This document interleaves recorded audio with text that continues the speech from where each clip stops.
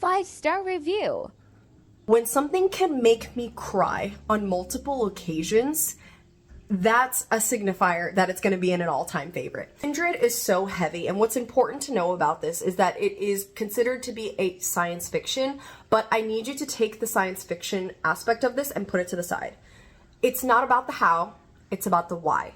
Why is this character, this black woman from 1976, being sent back in time about 150 years to the antebellum South, where she encounters her white ancestor, and she realizes the reason that she keeps appearing in the past is because he keeps almost killing himself. But also, he's a horrible person because his family owns the plantation. And so what does she do, and how much does she help him and allow him to get away with, or how much does she try to stop him? Because if she edits the past too much, then guess what? Her entire family line just ceases to exist. So what does she do? What's so interesting about this is that she has very little control over how she gets to the past and when it happens. In the 1976 timeline, she is with a white man named Kevin, and their relationship is pivotal to this.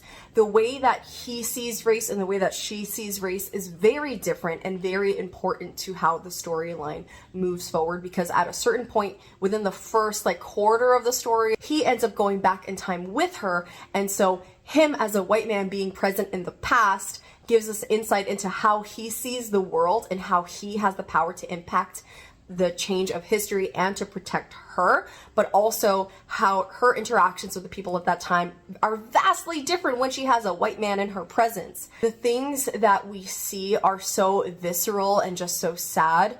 The way that she is put into a position of slavery, and even though she is knowledgeable, even though she has the knowledge of 150 years potentially of history to be able to move through this, it does not protect her. People in here who say a black person that is a slave and is educated is a problem for them, right? They know that knowledge is power, and yet her having that knowledge only protects her so much, because at the end of the day, she is still a slave, she is still a woman, and she has very little power at all. How does she move through that space and kind of rationalize the decisions that she has to make when it's so hard to make a decision about anything that she does? When it's so hard to be like, do I even have any autonomy in what's happening to me right now, what's being forced upon my body right now? The way that the story wraps up to me was masterful, and if you've never read Octavia Butler before,